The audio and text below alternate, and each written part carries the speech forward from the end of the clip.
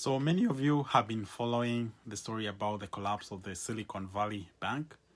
So I'm here to give you some updates. So the US Federal Reserve came up with a solution to deal with the current banking crisis. Silicon Valley Bank clients will get their deposits back. The solution seems great in the short term, but it will lead to more pain for the average person in the long term. Let me explain. Let's start with some background information. So if you remember back in March 26, 2020, the US financial system was based on fractional reserve banking. So fractional reserve banking is a system that allows banks to only keep a certain portion of client deposits on hand. So fractional reserve banking allows banks to do whatever they want with the client's deposits in order to make a profit. So for example, they can lend the money or invest it in assets.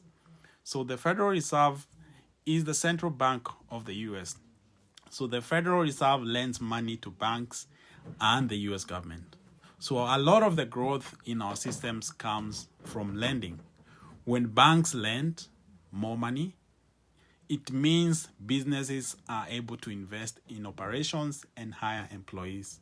So on March 15, 2020, the Board of Governors of the Federal Reserve System announced a change to reserve requirements.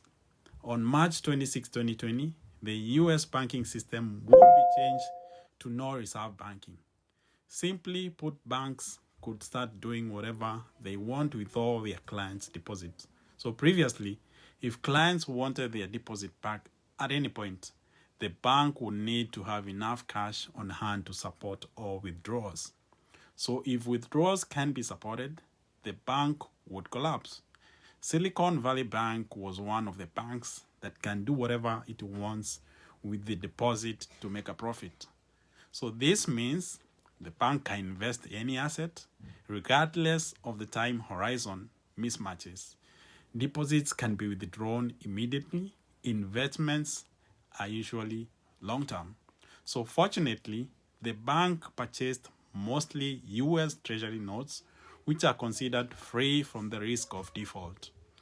While it has the assets to back client deposits, it doesn't have enough cash.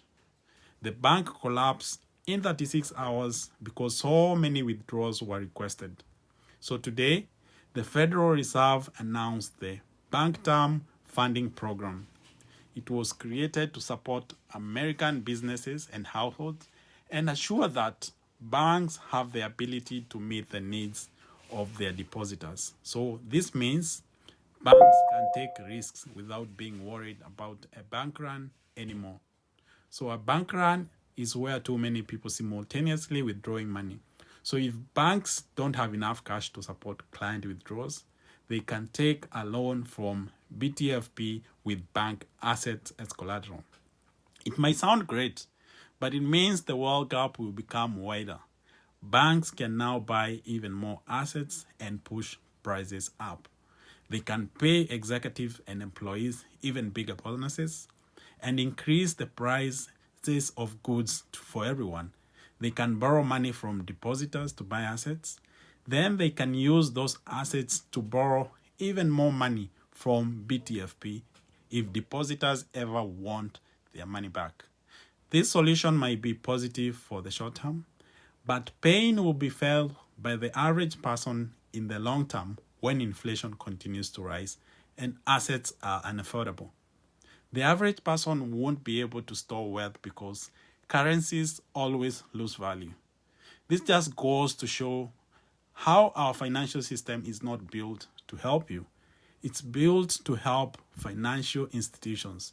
Over the last year or so, many people have had to sell their houses because they can't afford the payments.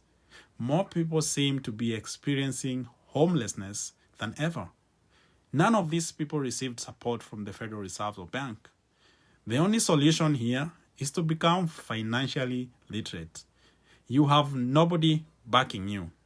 Where the elites are backed by the federal system, you need to build your own emergency and asset portfolio to protect yourself from inflation. Over the next few years, the wealth gap will continue to get wider at a point where there won't be any lower, middle, or upper class. There will be people with assets and people without assets. Anybody without assets won't be able to save up for the future, reducing the chance of achieving financial freedom.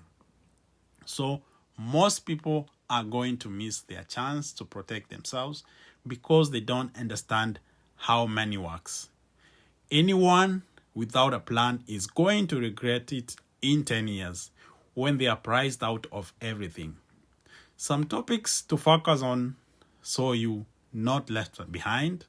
One is debt, budgeting, emergency fund and sinking fund, inflation, how the stock market works, how banks take advantage of you, how to use banks to your advantage, real estate, Bitcoin, the importance of precious metals, the history of money. So if you want to protect yourself, you need to put the time aside to learn. You're reading this so you have access to the internet. All the information you need is available to you. All the information is available to yourself. So feel free to reach out if you need some help.